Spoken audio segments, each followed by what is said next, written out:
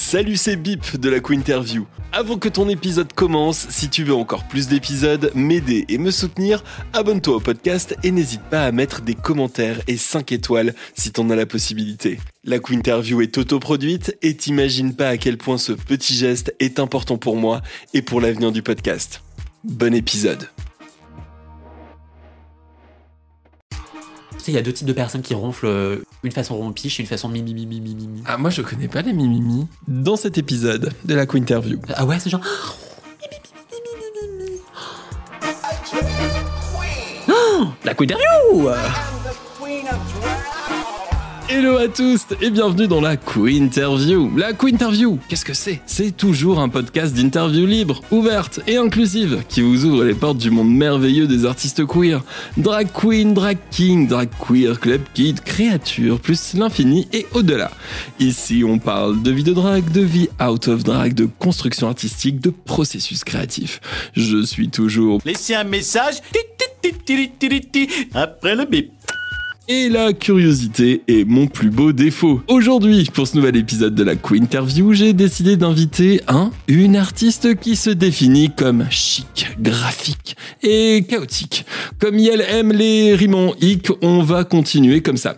Née en Franche-Comté, c'est la prof d'art plastique qu'on aurait tous rêvé d'avoir. En plus d'être iconique, son métier se trouve dans les arts graphiques. Bon, ça y est, j'ai plus de rimes.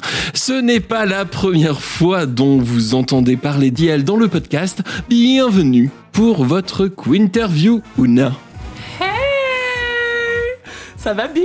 Bah ça va très bien. Et toi? Ouah, quelle intro, dis donc. Alors, ça fait quoi de se faire plus, introduire comme ça? Ah bah c'est pas la première fois, donc écoute... Eh ben bienvenue. Vraiment bienvenue. Non mais oui, je disais dans l'intro qu'on a entendu parler de toi quelques fois.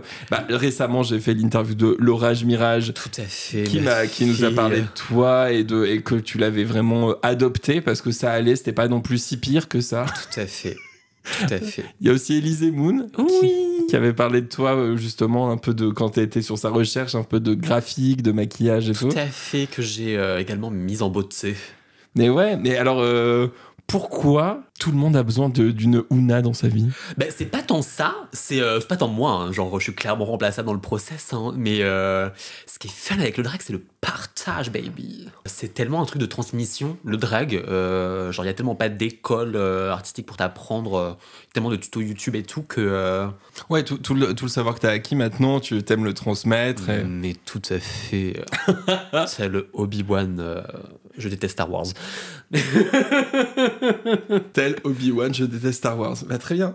Avant de commencer, quels sont tes pronoms? Comment je m'adresse à toi? Tu peux dire Yel en civil. Salut Christelle. Et c'est en drag, c'est elle. Ouais. Voilà. Ou il aussi. Enfin, je sais pas, en gros. Salut Yel. Hey, salut Christelle. On n'est pas des putes à franges.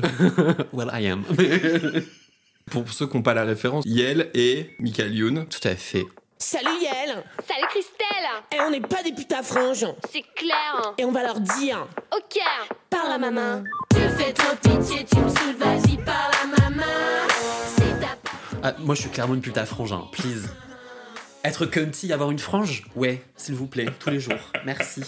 J'avais dit dans l'intro, un des premiers mots, c'était chaotique. Et bah, c'est vraiment très ce début d'émission. Tu es prête pour tout à fait. ta Mais je repense à ta première question pour Elise Moon et tout ça. Et en fait, genre, en plus du partage, c'était un truc, genre, le drag m'a tellement apporté que si on peut en faire profiter de l'expérience drag à d'autres personnes, je me suis dit, bah vas-y, écoute, ils m'ont demandé, on se connaît un peu et tout. Let's go. Bah let's go. Alors bah déjà, d'où est-ce que tu es originaire, où est-ce que tu as grandi? Je suis sortie par césarienne en Franche-Comté. Par césarienne en Franche-Comté, ouais, le pays pour moi du tuning, mais je suis pas sûr vraiment que ce soit dans les codes, dans le mood board de franc-comtois ou même dans les livres d'histoire de Franche-Comté. Vraiment, mais pour toi c'est tuning. Très les vaches, très les Montbéliardes, très le tuning, très ma famille maternelle. Voilà. Ok. Et mais vraiment, j'y suis resté genre de 0 à 1 an. Donc autant te dire que quand j'y ai habité, il y avait 0 souvenir. Ouais. Mais sinon après c'est plus pour moi c'est très associé à Noël vu que c'est là que je retourne voir cette famille. Et voilà, on a la chance d'être pas loin des magnifiques marchés de Noël de Strasbourg. Ah, ok, donc, mais si c'est culturel que ça, la Franche-Comté et le tuning, est-ce que toi-même, il t'a suffi d'un mois pour devenir quelqu'un qui aime le tuning? Mon Non. Dieu, j'ai pas le permis, je suis terrifiée par les voitures, je fais des cauchemars où je dois conduire alors que je sais que j'ai pas le permis, et donc du coup, c'est très... C'est très genre... Ouah pendant je ne sais combien de temps et tout. Mais le tuning, non. Qu'est-ce que je tune? Mon visage, du coup. C'est ça le drag un peu, finalement. C'est du tuning de soi-même. Peut-être, c'est Oui. de l'auto-tuning. Absolument. Ah oui, donc t'as une phobie de la voiture. Mais genre un peu, même, tu joues même pas à Mario Kart, genre trop compliqué. Mais alors, mais si, dis bien, parce que en effet, ces 2 dernières semaines, j'ai fait que ça, je joue à Mario Kart, et qu'est-ce que je suis éclaté. C'est un truc de ouf. Vraiment, même quand je me donne à fond, 7ème. Boum. Même avec l'IA pour pas tomber dans les trous des circuits, genre route arc-en-ciel, 7ème. Crois-moi bien qu'il y a un problème. Je sais pas ce que c'est, mais je pense que j'ai un rapport conflictuel avec les voitures. Elles ne veulent pas de moi non plus, tu vois. Ah ouais? Vraiment. Pour être aussi mauvais Mario Kart, il y a un truc. Hein. Mais non, mais c'est terrifiant, les voitures. C'est des armes de destruction. C'est... Oh changeons de sujet. From Franche-Comté, t'es allé parti où? Tout région parisienne, tout la petite banlieue de Vernouillet. Ok. Très mignon, ça c'était très suburbs. C'est quoi le mot? Pavillonnaire, Ouais. mais entouré de champs. Voilà, en vrai, petite vie un peu genre Desperate Housewives dans tout ce que ça a de privilèges et d'angoisse que ça a derrière. Alors évidemment, c'était pas des meurtres et tout, mais c'était très les cancans des mamans et tout.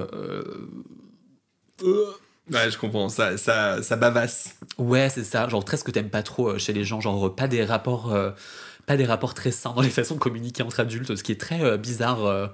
Et tes parents, ils faisaient quoi dans la vie? C'était quoi leur métier? Ma maman, elle était aide-soignante. Elle a la retraite à l'hôpital de Poissy. Elle a... j'avais l'impression de vivre avec Batman parce qu'elle travaillait de nuit. Ok. Voilà. Donc, Batman plus Dracula parce que vraiment, elle dormait le jour. Donc... oui, voilà, parce que Batman, autant il vit sa vie dans Wayne Enterprise et tout ça, ouais. mais elle, vraiment, full rideau tiré. Non, je pense, il y a. Non, est-ce que c'était Mimimi, ma maman? Non, ma maman, je pense, c'est rompiche. Tu sais, il y a 2 types de personnes qui ronflent, une façon rompiche et une façon mimimi. Ah, moi, je connais pas les mimimi. Ah ouais, c'est genre. Mais tu connais les mimimi? Non, mais c'est pas tant la. Non, mais c'est pas un vrai truc. Ah, c'est okay. genre comment tu classes les personnes, tu vois. Moi, par exemple, je sens que je suis une personne rompiche. Moi, je pense que je suis rompiche aussi. Voilà, et je pense des personnes comme Lula Strega ou Créature ou Dommage, c'est mimi. Et, voilà. Et mon père, tout à fait, oui, parce que. Oui, pardon. Chaotique. Repensez à l'intro. Tout l'épisode, oui. Repensez à l'intro. Donc voilà, ma mère est soignante et mon père ingénieur dans l'automobile. Tu vois, vraiment, la phobie vient de là. La phobie vient de là, tout à fait. Mais non, la phobie, elle vient genre de ma grand-mère paternelle qui conduisait GTA. Vraiment. Mais elle avait une batte de baseball, elle roulait sur des gens ou GTA, c'est ça. Pas nécessairement sur des gens, heureusement d'ailleurs, mais le mot c'était aléatoire, je pense, tu vois. Ouais, le chemin aléatoire et tout, quand elle m'amenait à l'école et tout, cramponné. Tu sais, le truc qui est en haut de la fenêtre et tout, cramponné. Waouh! Mais intérieurement, parce que t'es là genre, ouais, mamie, super, trop bien, tu me mets à l'école, yes, là. Waouh! Vraiment. Je peux comprendre que ça a pu être traumatisant. Et c'était quel genre d'enfant? Ça y est. Le trauma dump. Comment c'est le mot, en gros, pour résumer, c'était genre morose. Vraiment. Morose. Ouais, très... genre anxieux, très mélancolique. Un peu, en fait, c'est un peu la roulette russe. Tu vois, genre, il y avait un peu tout. J'étais également genre la pipelette de la classe, un peu le clown et tout ça. Mais vraiment, là de aujourd'hui, quand je me repenche là-dessus, c'était très... c'est sur une fenêtre avec le paysage, le ciel nuageux, genre... Ah, t'étais un peu désaturé. Oui, exactement, genre la main sur le front... Et la pluie qui pleuvait, on va dire, à l'horizontale et qui venait de taper contre le carreau. Exactement, tout à fait. Et ouais. Et donc ça, c'est vraiment petit, quoi. C'est vraiment ton enfance où t'es pas t'es un guéluron d'un côté, ou tout du moins t'aimes bien faire des blagues, etc. C'est Voilà. ça. Mais en revanche, Il y a un full une intériorité Ok. que nous qualifierons de triste, ok. de triste, mais en fait qui s'avère être les premiers signes de neurodivergence qui est manifestement générationnelle aussi. D'accord. Voilà. Ok. Parce que ma maman ne m'a pas donné que des jolis yeux bleus, mais également... Da-da-da. Et c'est quelque chose dont tu t'es rendu compte rapidement, ou c'est plutôt les autres qui se sont rendus compte que... Alors, fun fact, on fait une pré-interview avant d'enregistrer un épisode comme ça, et c'est en parlant avec toi la semaine dernière, où j'ai fait le point sur le fait que ce que je pensais être maussade, en fait, c'était ce qu'aujourd'hui mon thérapeute qualifie de genre anxiété dépressive, mais vraiment tôt, quoi. Parce que, voilà. Et c'est ce qu'on s'était raconté de genre, quand t'es enfant, on te dit t'es une vieille âme. Non, baby, je suis juste neuro A. Juste neuroatypique, girl, vite, prescrivez-moi des trucs, envoyez-moi chez le psy, je suis pas une vieille âme, girl. Et alors, de quelle manière ça a été diagnostiqué? De quelle manière on a pu s'occuper de Ouais, toi? en gros, les premières manifestations, en gros, c'est très mon grand-père qui décède, ma mère qui fait une dépression. Genre, j'avais... Waouh. Maman, si tu écoutes ou n'écoutes pas, bisous. Mais... Bisous, maman Ouna. bisous, Valoche. Valoche, on vous embrasse très Tout à fort. fait. Désolé, je spille ton thé également. Mais ouais, en gros, elle-même, du coup, genre, perd son père et fait une dépression. Forcément, quand ta mère va pas bien, ça t'impacte et tout. Et ça a développé très tôt les crises existentielles, de genre comprendre la finitude de l'être humain et tout ça. Mhm. Et genre, à 8 ans, baby, c'est chaud patate, hein. Donc, Oui, quand tu parles de la finitude, c'est vraiment la fin de la vie et Ouais. la mort. Et, Ouais. ouais. Ok. t'es là genre, voilà, dis donc, ça passe vite la vie, hein. Enfin, La vie, c'est la mort. C'est tout de suite ouais, ça, quoi. Vraiment. Ouais. Et en gros, ça se manifeste avec de l'anxiété, quoi. Vraiment, Bien genre sûr, crise ok. de panique, le fait de pas vouloir sortir, pas vouloir pas être très sociable et tout ça. Ce qu'en gros, quand t'es adulte, t'arrives à verbaliser ton intériorité, mais quand t'es enfant, c'est très... soit t'es capricieux et nan, soit t'as la chance, comme j'ai eu, d'avoir des parents qui se disent « Ah, il y a peut-être un truc comme ça », et genre, j'ai vraiment la chance de commencer la thérapie dans ma vie très très tôt, quoi. Parce que c'était à base genre de cauchemars et tout. Ok. Ouais. C'est genre des cauchemars, et puis tu sais, être en boucle à l'école en début de semaine quand la maîtresse elle te fait mais qu'est-ce qui se passe dans votre vie, qu'est-ce qui s'est passé ce week-end pour vous, et genre pendant 3 semaines tu répètes mon grand-père il est mort. Tu sais, genre, et du coup elle appelle tes parents, elles font genre, en fait elle te dit pas girl Ouais. I know ton papy il est décédé, mais genre elle appelle tes parents, elle fait ouais je crois vraiment il y a un truc qui va pas bien et tout ça, non. Et ça va être l'histoire de ma vie. Ok. Ça va être très dur d'être sérieux, enfin de parler de Je trucs sais, sérieux, mais de pas t'inquiète. faire des accents Mais un c'est peu genre normal. la. C'est normal. Non, mais d'ailleurs, je veux dire un truc dès maintenant, parce que ça fait que ça va revenir à plusieurs moments dans ta vie et aussi dans l'épisode, ce qui t'est arrivé. Et du coup, je voulais faire juste un petit disclaimer, c'est-à-dire que je ne suis pas un professionnel de la santé et de la santé mentale. Ton histoire n'est pas toutes les histoires. Tout à fait, et absolument. Oui, et c'est complètement. juste toi, ce que tu as vécu, ta vie, ton ressenti, ton parcours de santé mentale aussi, dont on va parler aujourd'hui. Et si jamais vous sentez pas bien, si jamais vous vous posez des questions, si jamais vous trouvez que quelqu'un justement est peut-être morose, mais un peu plus morose que d'habitude et tout, il y a des personnes qui sont là pour là. Il y a même Absolument. un numéro national, voilà, si jamais, qui s'appelle ce qui est le 3114. Voilà, donc c'est un numéro de prévention, par exemple, pour ce genre de choses-là. N'hésitez pas. Absolument. Et nous, on est juste là pour partager une expérience, et c'est pas les expériences, et c'est pas toutes les personnes qui peuvent avoir des neuroatypies ou des idées noires qu'on vient représenter à travers nos mots. Tout à Voilà. fait. Bah, Les ce- termes sont posés. Non, mais je trouve ça important. Je trouve ça Absolument. important de le dire, parce que parfois on se dit c'est un podcast, donc forcément c'est censé représenter tout le monde. Non. C'est pas du tout le cas. Et donc t'as ce professionnel que t'as vu, ça t'a permis aussi de te libérer un peu, ou il y a eu d'autres choses qui sont venues te filer des petits coups de main? Long process, hein, parce que Ouais. donc je vais avoir 30 ans, j'ai passé au moins 15 ans de thérapie, quoi, certains moments en charnière et tout. D'ailleurs, je vais dire merci de m'inviter. Et parce qu'en fait, en faisant notre pré-interview, je me suis rendu compte que ça allait être donc, du coup la thématique du podcast La santé mentale. Et je me suis dit, let's go, genre, c'est autant, oui, voilà, autant je représente pas toute l'expérience ou même genre les pathologies que j'ai, je suis pas non plus la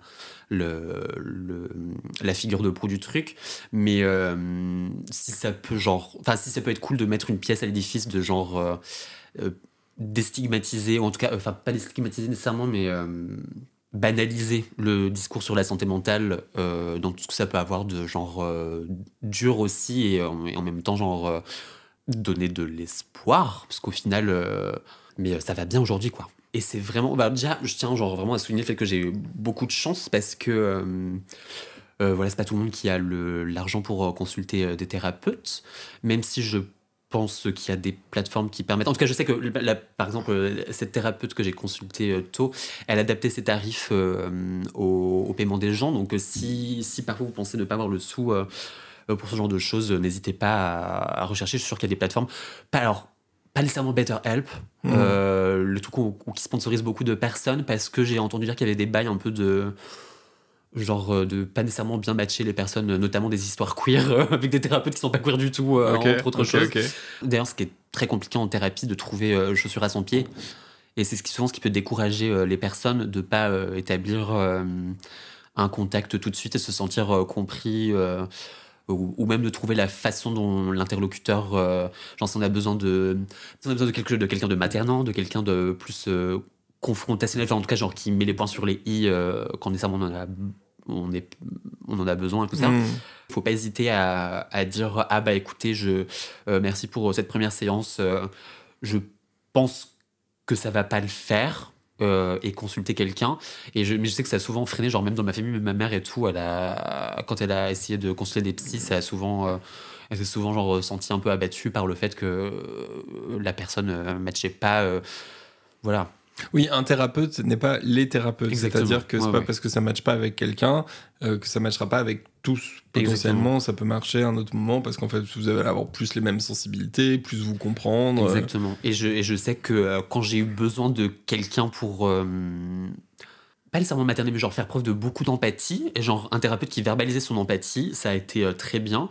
Puis ensuite, je suis passé à un autre moment de ma vie où j'avais besoin d'un thérapeute qui était plus direct, oui, enfin clairement moins figure parentale, parce que alors c'est pas du tout le taf d'un psy, mais vu que la thérapeute que j'ai vue pendant longtemps m'a vu grandir, c'était très le film Boyhood, hein, parce qu'elle m'a vu au collège, et puis elle m'a revu quand j'avais genre 25 balais, quoi, genre genre 25, 26, 27, tu vois. Donc c'était vraiment Boyhood, et j'avais vraiment le sentiment que je parlais à Patricia Arquette, quoi, qui m'avait vu grandir et tout ça. Donc pour le coup, moi je l'avais classé un peu comme figure maternelle, mais c'est pas du tout le taf d'un psy, évidemment, il y a une limite professionnelle et tout ça.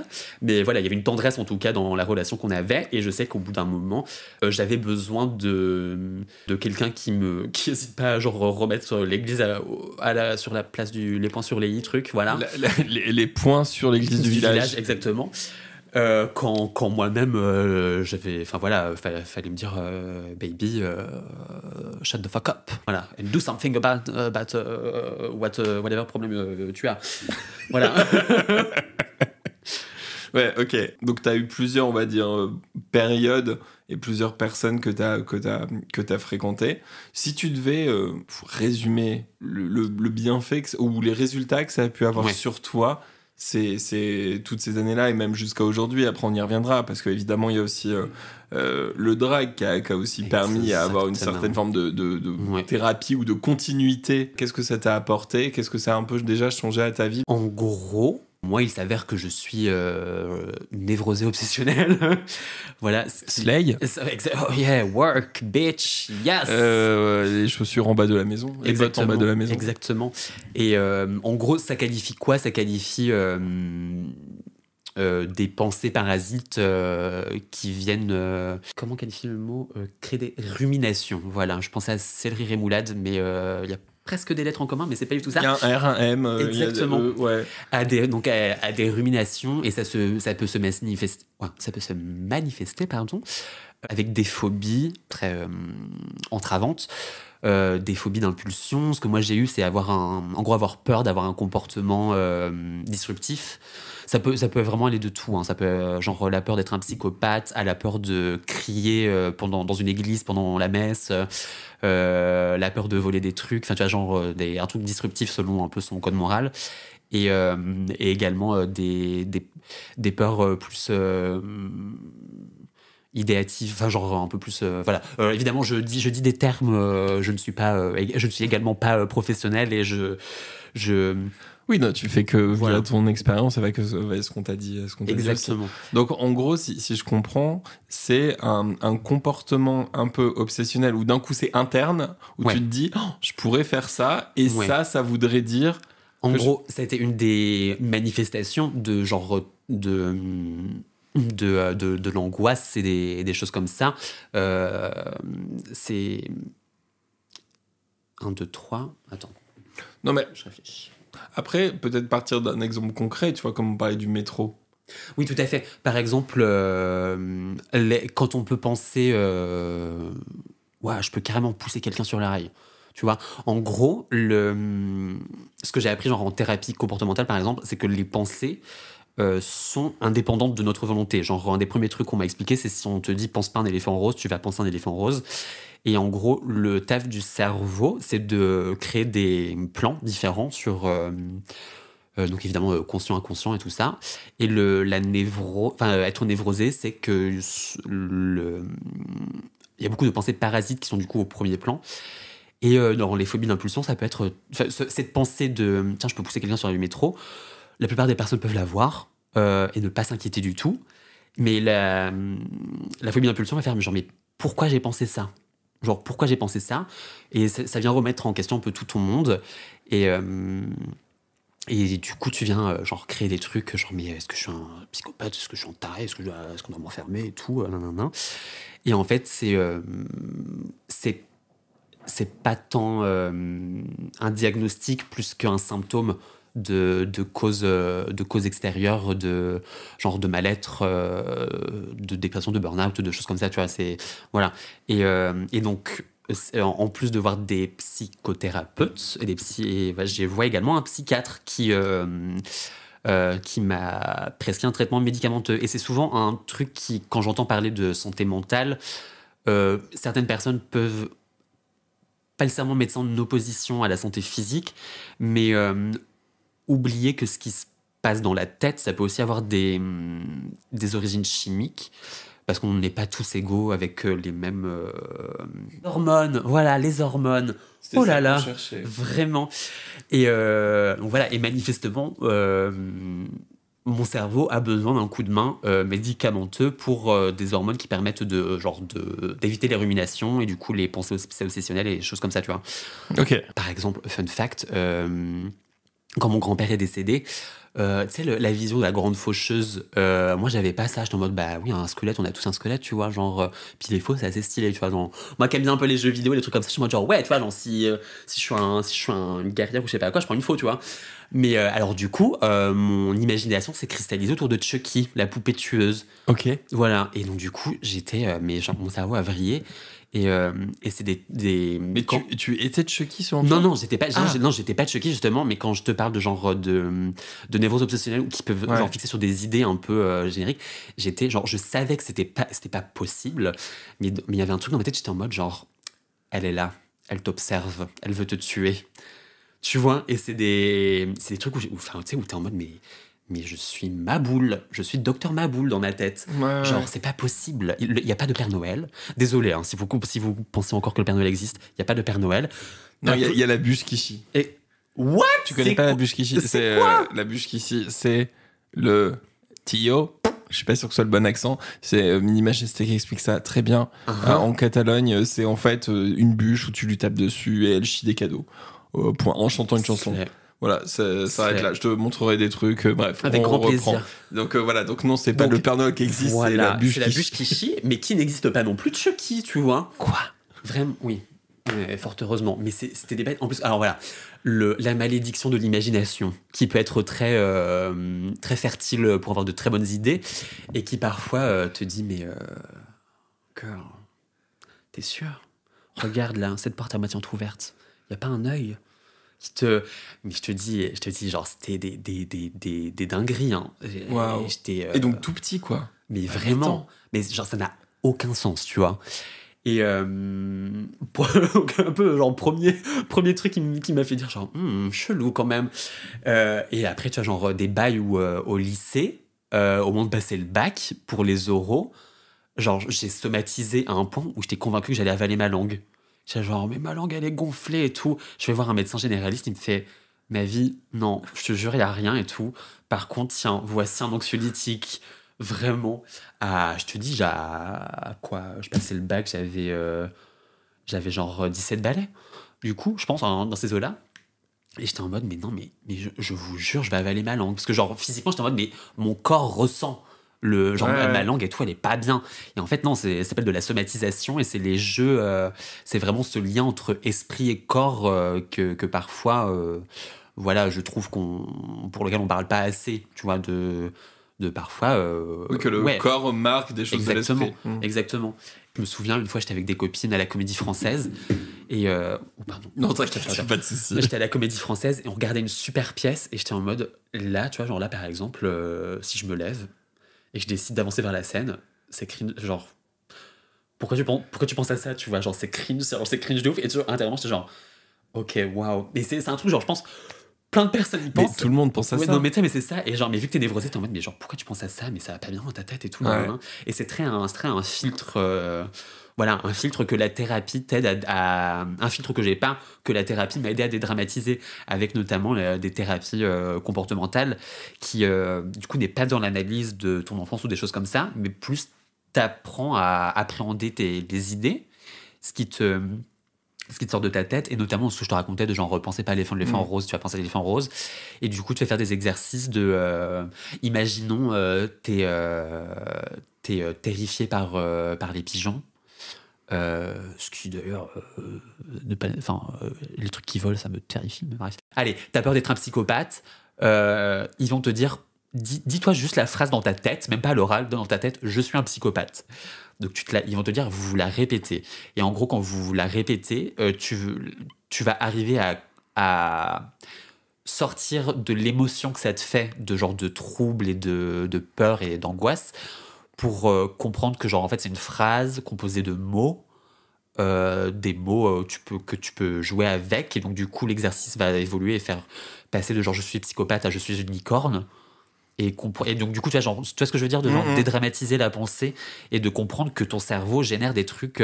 La phobie est une pensée, sauf qu'on vient la catégoriser comme phobie, mais ça reste une pensée qui est venue malgré toi et des choses comme ça. Oui, donc du coup ce fait de jouer de je suis un psychopathe, je suis une licorne, c'est que t'es pas plus psychopathe qu'une licorne. Exactement, en fait. complètement. Voilà. Enfin, quoique c'est plus une licorne quand même. Moi non, si je devais être un truc mythique... Ah, j'adore ce genre de questions. Si je devais être un truc mythique... un truc un peu slash, genre une vouivre, qui vient de Franche-Comté, déjà la vouivre, et c'est un peu un dragon. C'est un peu un gros ver. C'est mis un dragon. En fait, c'est un dragon qui a juste pas d'ailes et pas de bras, mais qui a une tête de... Ok, non, c'est pas très slash en fait. Une vouivre. Une vouivre. V-O-U-I-V-R-E. En fait, non, quand je te la décris comme ça, c'est pas méga dragon. Différence entre dragon et vouivre. Ok. J'adore. Ça, c'est un vrai sujet de conversation. Parce que tu sais, t'as les wyvernes qui, en gros, ont pas 4 pattes, mais qui ont des pattes au bout des ailes. Les dragons, en gros, ils ont 4 pattes et des ailes dans le dos. Les vouivres, elles ont nada. Ok. Je crois. Il me semble, si je m'abuse. Alors, attends, je vais te les dire wyvernes, ça. ils ont 2 pattes arrière, 2 ailes et des mains au bout des ailes. Ou même pas nécessairement des mains et tout. Mais il y a plein de sous-espèces de... La vouivre est une créature légendaire présente dans plusieurs pays européens, ayant généralement la forme d'un dragon bipède ou d'un serpent ailé. Ah, tu vois, j'ai rien dit. Donc en fait, c'est que tu vois... Elle est souvent censée porter une escarboucle sur le front. Ah, c'est un bijou. Ah ouais. Très En sec. héraldique, elle est aussi appelée guivre. Guivre, voilà. Et donc, alors, manifestement, je me suis trompé. Mais Guivre, pour moi, c'est très Magic the Gathering, où en effet, c'est des gros vers un peu, tu vois. Et j'avais complètement oublié qu'elle avait une escarboucle. J'adore. C'est hyper drôle, j'adore ce mot. J'avais oublié qu'elle avait une escarboucle. Un petit bijou sur le front. Donc non, elle est un peu ouais, je confirme. Je pensais que j'étais une créature mythique, je serais une J'avais vouivre. oublié qu'elle avait une escarboucle. Ouais. Ça pourrait être l'intro de ce podcast, Tout à mais fait. vraiment, ça voudrait vraiment rien dire. J'avais oublié qu'elle avait une escarboucle. Donc oui, alors ok, donc tu serais pas une licorne, tu serais une vouivre. Ouais. Ok. Mais Très en vrai, non. Je pense dans les faits, je serais genre une espèce de porc épic, tu vois, genre un truc un peu genre, genre dans le loto de si j'étais une créature magique, je pense que j'aurais pas. Mais tu serais quoi? Tu serais genre Pépé le putois dans Mais non, je pense que je serais un full, pas un gobelin, parce que les gobelins c'est très. Alors vraiment, mon filtre pour toutes les créatures magiques, c'est Magic the Gathering. Donc pour moi, les gobelins c'est forcément des mineurs de mine, tu vois, genre Ok. avec des pioches, des trucs comme ça, hein, qui veulent de l'or et tout ça. Donc non, c'est pas vraiment ça. En même temps, dans Magic the Gathering, j'adore l'archétype gobelin. C'est très. Bref, whatever. Et là, voilà, attends, il avait dit quoi, Bip, dans l'intro? Chaotique. C'était ça, hein? Attends, non, je pense que j'étais un truc magique. En vrai, fierce, vouivre, mais dans les faits, girl, genre lutin, vraiment, girl. Petit lutin. Ouais, Ouais. c'est un truc très. Très Slay le lutin. Non, pas cela, plus l'adjectif. Mignon. Non. Espiègle, pardon. Lutin espiègle. Espiègle, Allez, ça part. vraiment. Allez, on est sur un lutin espiègle. Voilà, Et ben moi je dis bravo pour ça. thank you. En parallèle de tout ça et de tout ton parcours qui tourne autour aussi de la santé mentale, est-ce qu'il t'arrive quand même à avoir, je sais pas, des potes, des passions, des choses Absolument. Ouais. Mais en fait, c'est vraiment un truc, c'est que j'ai toute ma vie j'ai toujours été genre méga bien entouré, Ouais. genre des potes, des amours et tout, genre la chance d'avoir eu des cours de dessin depuis tout bébé et tout ça. Donc il y avait très cette double, un peu ce double truc, genre se sentir seul parce que tu comprends pas trop ce qui se passe dans ta tête, mais en même temps d'être méga entouré, d'avoir ta meilleure vie avec tes potes, hyper chouette quoi. Vraiment depuis collège, lycée. Genre école sup et jusqu'à aujourd'hui et tout, vraiment, j'ai eu de la chance dans mes rencontres. Et donc donc tu disais le dessin, mais depuis tout petit tu dessines? Mais ouais, de genre les photos de moi bébé, il y a quasiment tout le temps un Crayola dedans quoi. Des vidéos de moi qui fait là genre coco parce que je dessinais des oiseaux que j'appelais des cocos, va savoir pourquoi. Mais du coup, en ayant la phobie des oiseaux. Non, mais j'exagère. J'ai pas la phobie des Ok. oiseaux, c'est juste les trucs qui volent de manière aléatoire. Je trouve que c'est un problème. Voilà. On devrait légiférer dessus Ok. et dire toi, petit pigeon, tu arrêtes de voler de manière aléatoire, s'il te plaît. Tu déposes ton parcours, ton itinéraire là sur Maps et puis on Et puis on en s'arrange. parle quoi. Ouais, Voilà, ouais, et on ok, s'arrange. Donc toujours un crayon dans la main Mais à faire des vraiment, trucs. vraiment. Et tu faisais ça bien? Tu dessinais bien? Oh, yeah. C'est vrai? Yeah. Sans vouloir. Yeah. Alors, il y a plein de trucs où je suis éclataxe, dont Mario Kart. Par contre, le dessin, je t'avoue, moi, les arbres en maternelle, il y avait full branchage, tu vois. Ouais. Vraiment. Des petits fonds, des petits ciels, des petits arbres, des petits fleurs. Yeah. Ok. Et vraiment, ça a été. Quand je vous disais, genre, l'imagination qui peut générer beaucoup de phobies, c'était également parallèlement mon outil de développement et un peu mon encre, vraiment, genre, mon encre de transformer toutes ces fantaisies un peu angoissantes. Ouais. Voilà, genre, si j'arrivais à croire que, genre, Chucky me poursuivait, en même temps, j'arrivais à me dire, mais vas-y, mais ce serait tellement slay si là, j'avais une méga épée. Et du coup, genre, je dessinais genre des épées. J'adorais Dofus, j'adorais Wakfu. Je sais pas si tu vois, c'est des jeux vidéo français produits par Ankama et tout ça. Obsessed! Pareil, genre Magic the Gathering, dont je vous saoule depuis tout à l'heure, cher auditoire. Non mais explique ce que c'est. C'est un jeu de cartes qui date de, je dirais pas Mathusalem, mais genre de il y a v'là longtemps, que j'ai découvert. C'est pas Mathusalem, c'est v'là longtemps. Enfin, Vous voyez, Mathusalem, voilà, c'est vraiment... oui, vraiment. Antédiluvien. Antédiluvien, tu vois, Mathusalem. Hein. Et Alors v'là que v'là longtemps, ça va. Voilà. Mais il y a C'est un peu longtemps, mais quand ça même. va. Ouais. Mais c'est un peu longtemps. Et genre, j'ai découvert ça en CM2. Parce que tu sais, il y avait les animateurs là aux pauses et tout ça, nanana. Donc il y avait les ateliers Perles que j'adorais. Puis il y avait également d'autres jours des ateliers Magic the Gathering. Donc du coup, l'animateur il ramenait ses paquets de cartes, il passait des decks et on jouait. Et là, j'ai découvert un monde d'illustration. Alors évidemment, d'illustration, c'est en ça que ça me chauffe toujours le plus. Magic, c'est genre les illustrations. Mais un monde de féerie, où tu peux enfin, du coup, un peu de battle, tu vois, genre grand fan de Yu-Gi-Oh! Aussi, tu vois, à l'époque. Mais Magic the Gathering, vraiment, un monde de fantasy avec des elfes, des gobelins, des créatures en tout genre. Tout ça pour dire que ça a genre ancré du coup de ma troisième à toujours aujourd'hui ces univers de high fantasy. Mais autant Lord of the Ring, pas du tout. Ouais, Seigneur Seigneur des des Anneaux, Anneaux. j'ai pas la patience de lire. J'ai pas la patience de tout lire. C'est un peu le aléatoire. Mais même les films trop longs, désolé mes vies. Alors que Lula Strega, ma chère sœur Drag, qui pour le coup, elle c'est vraiment. Elle est elle-même tirée du Seigneur des Anneaux. Complètement, genre son look d'entrée c'était full hommage au Hobbit. Et voilà, mais moi j'avoue, non, c'est vraiment passé par le jeu de cartes Magic the Gathering. Alors, donc tu disais, donc voilà, ça c'était ton univers un peu fantastique que tu mettais aussi dans tes dessins. Tes dessins, ils étaient plus positifs que tes idées. Complètement. Genre, dès que. Gros producteurice de fanart. Genre dès que je découvrais une licence genre Naruto, One Piece, trucs comme ça, je projetais, genre je faisais des dessins de mes amis et moi, genre si on était dans l'univers et tout, quel type de pouvoir on aurait. Incroyable. Comme ça. Mais j'étais oui, voilà, donc c'est vraiment genre je te dis, cette énergie imaginative, je la projetais de manière positive et un peu slay. Mais c'est génial. Mais en fait, c'est parce que souvent on voit dans les films ou dans les séries que les enfants un peu dark avec d'énormes guillemets ils se font repérer qu'ils sont dark parce qu'ils font des dessins dark. Alors à Skip, j'ai eu ma période là quand mon grand-père, donc avant que mon grand-père décède et qu'il était à l'hôpital, à Skip je dessinais beaucoup de lits d'hôpitaux, zéro souvenir. Et tu voulais faire quoi quand tu serais grand? Alors, je suis passé par des phases où le matin, je voulais être archéologue et le soir boulanger. Ton objectif de vie, c'était matin, je suis archéologue, après-midi, je suis boulanger. CM2, genre CM1, CM2, j'étais genre, ouais, je pense que c'est possible, c'est de faire une double formation et tout. C'est ce que j'ai. Pourquoi choisir quand tu peux tout faire? Mais je suis d'accord avec toi. Voilà. Et donc, bon, t'apprends vite que c'est un peu compliqué quand même. Parce que notamment le matin, c'est plutôt le boulanger qui se lève, puis l'archéologue, après, je connais pas les horaires. Mais puis après, genre, illustrateur, comme ça. J'ai toujours voulu faire des trucs un peu créatif. Complètement créatif. Parce que j'étais en train de me dire, je sais pas si archéologue c'est méga créatif. Mais figure-toi qu'il y a des trucs où à Skip, certains dinosaures n'ont pas été nécessairement reconstitués avec les bons os. Et parfois c'est un peu des collages.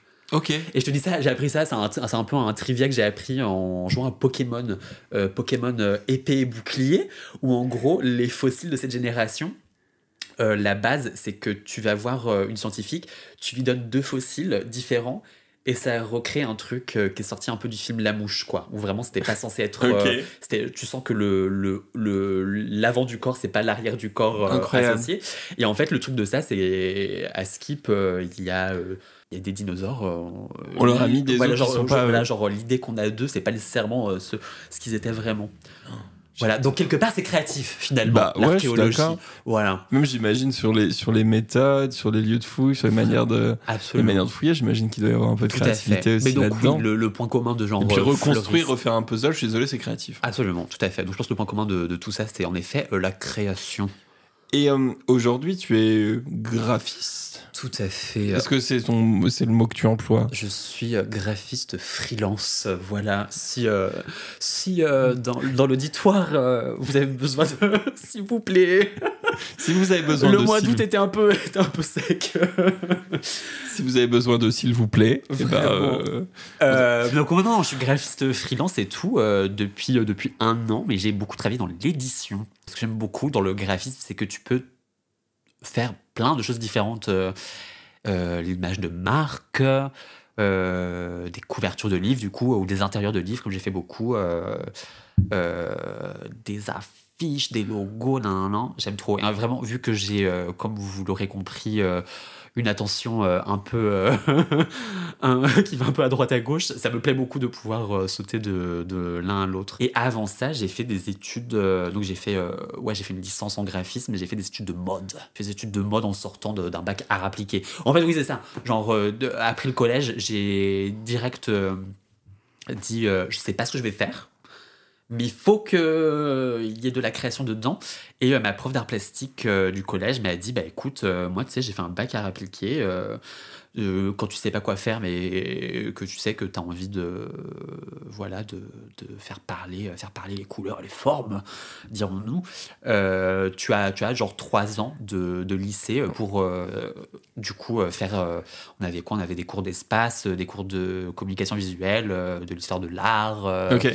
Voilà, on n'était que genre une promo par classe, donc du coup en fait on changeait pas de camarades et j'avais vraiment l'impression d'avoir une famille où j'ai pu découvrir ce que c'était d'être queer, parce que avant je me faisais bully en sachant pas ce que c'était, Ouais. voilà, et après je me faisais plus bully en sachant que j'étais homosexual. Homosexual. De Euh, l'homosexualidad. Tout à fait. Beaucoup de collègues bisexuels qui en plus également première découverte de personnes euro A aussi voilà, Ouais, avec, typique, ouais. exactement avec de l'anxiété, des angoisses, des trucs comme ça. Et donc là vraiment toutes les peurs de regarder Mean Girl en mode ah mais si je ne suis pas une plastique mais comment je vais faire, j'étais en mode ah non mais c'est parce que du coup dans ma classe même les meufs qui ressemblaient plus ou moins des plastiques, genre les meufs canons, elles étaient enfin ça te déconstruit les stéréotypes très rapidement parce qu'on était tous là mais à parler forme, couleur, Ouais. architecture et tout, et j'ai passé ma meilleure vie. Et après, j'ai sauté en école de mode. C'est très très dur comme domaine. Shout out à toutes les personnes qui ont fait l'école de mode parce que c'est extrêmement éprouvant. Mais je pense que c'est à l'image d'une industrie qui demande, qui met beaucoup de pression parce que c'est foncièrement rattaché au capitalisme et puis du coup à la production. Et l'école demandait d'être un peu au four et au moulin.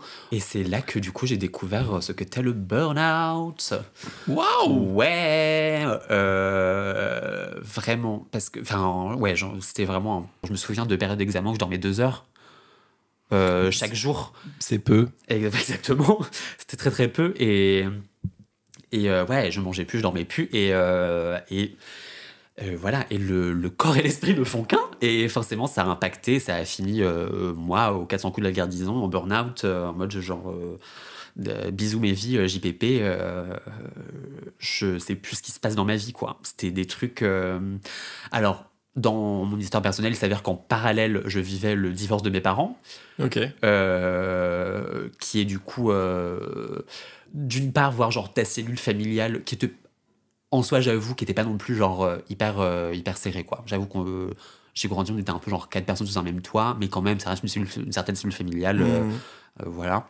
Et en même temps te dire le genre les rêves que j'avais de genre dans certains trucs, enfin les rêves, en tout cas le projet professionnel que j'avais, peut-être qu'on n'est pas fait pour ça. Quand t'as un peu la tête dans le guidon, c'est très compliqué de te rendre compte qu'il y a d'autres options, tu vois.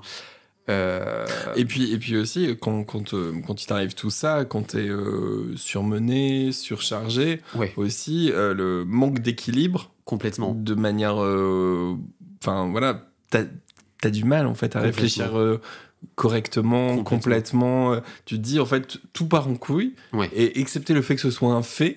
C'est ça. t'as pas le temps ou t'as pas l'énergie d'avoir le recul pour voir ce qui se passe à côté, C'est ça. quoi. Donc manifestement, genre moi ça c'est manifesté avec beaucoup de en ayant des pensées intrusives en mode je l'avais raconté dans un stand-up une fois à la KMV, Alexis Valentine, où j'avais peur d'être un psychopathe parce qu'en gros genre j'avais une violence. Putain, je spille le thé de mes parents. Mais enfin bon, c'est un peu... Hey, vous avez créé du trauma, merde, j'ai le droit de... en gros, j'ai vu que j'avais beaucoup de thérapie derrière moi. J'avoue que j'avais un développé, sans vouloir me jeter des fleurs, une certaine genre maturité un peu émotionnelle. Et du coup, j'ai vu un peu leur relation se déliter. Et du coup, quand j'ai vu que eux étaient pas très bien, j'ai dû dire, wesh, faites un truc. Ça va pas, tu vois. Genre là vous vous rendez pas compte, mais vous vous faites du mal. Voilà, genre je disais pas divorcer, tu vois, je disais genre mais faut vous réveiller, nanana. Voilà, la finalité a été un divorce et j'ai porté beaucoup de culpabilité de cette situation. Voilà, donc c'était un peu genre une des pierres à l'édifice de ma santé mentale pas très bien. Et donc, du coup, en fait, cette culpabilité qui, en fait, c'était ça, le cœur de mes névroses obsessionnelles. Mais sauf qu'elles sont traduites par une espèce de violence que j'avais contre moi, tu vois. Et comme mes parents divorçaient, du coup, je suis revenue vivre avec ma mère. Un jour, je me suis réveillée en mode, mais attends. Alors, j'ai grandi donc devant la télévision, comme je te racontais, et avec des trucs, je pense, où que ma mère regardait, mais j'aurais pas dû être à côté d'elle à ce moment-là, avec genre Esprit criminel, qui est franchement assez lugubre. Hein. Voilà. En plus de ça, je consommais beaucoup de films d'horreur, genre au collège. Donc, j'étais en mode genre, ah, mais attends, mais c'est bizarre. Genre, je suis en colère tout le temps. Genre, ces pensées du métro, nan. Quand t'es, genre, dans des névroses comme ça, tu fais des liens dans des trucs, mais qui n'ont rien à voir. Et donc, en gros, les émotions de l'époque sont rentrées dans cette brèche pour faire diversion. J'étais vraiment en boucle là-dessus, et j'en parlais à personne, parce que j'étais en mode, mais t'en parles comment à tes potes que t'as peur d'être un psychopathe. Et donc tout ça, c'est revenu au moment où t'étais avec ta maman, c'est ça ouais. Pendant le divorce de tes parents. C'est ça, en plein burn-out aussi de mon école de mode et tout, parce que j'étais... Ça fait beaucoup quand même, ça fait un petit sac à dos bien rempli. Hein. Non mais vraiment, quand on dit bagage émotionnel, absolument. J'avais vraiment l'impression de vivre genre écorché, genre d'être une personne genre écorchée, parce que intérieurement j'étais en mode mais je veux plus sortir de chez moi. Genre c'est bizarre de penser comme ça. Et en fait, quand je suis retourné voir la thérapeute que je voyais quand j'étais petit, elle m'a expliqué ce que c'était et que ça prenait genre beaucoup de formes. Et en gros, genre, elle m'a mis ça en perspective. Et moi, c'est un diagnostic qui a pris des années. Et en tout cas, genre, je suis ravi d'être dans une génération qui banalise et qui même va vulgariser des expériences parfois un peu compliquées pour que les gens s'en saisissent.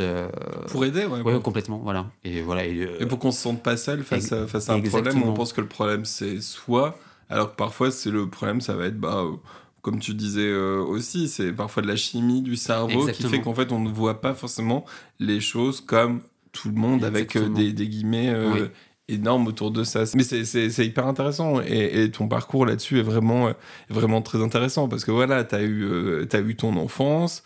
Après, t'as un peu arrêté de consulter, t'as reconsulté par la suite et tout avec toi aussi qui avait grandi en étant un jeune adulte. Donc aussi, tu penses pas forcément de la même façon, les choses évoluent et puis t'as aussi plus de mots pour exprimer les choses. Il y a pas de honte, il y a pas de stress, il y a pas d'injonction à aller bien non plus.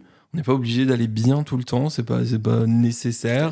On a le droit d'avoir des moments où ça va pas, et on a aussi le droit d'avoir des coups de pouce sur des moments où ça va pas. Tout à fait. Voilà, et on peut aussi parfois se dire j'en ai pas besoin, et ça marche aussi. Mais en tout cas, il y a la possibilité, si jamais, d'avoir des personnes pour potentiellement se faire aider.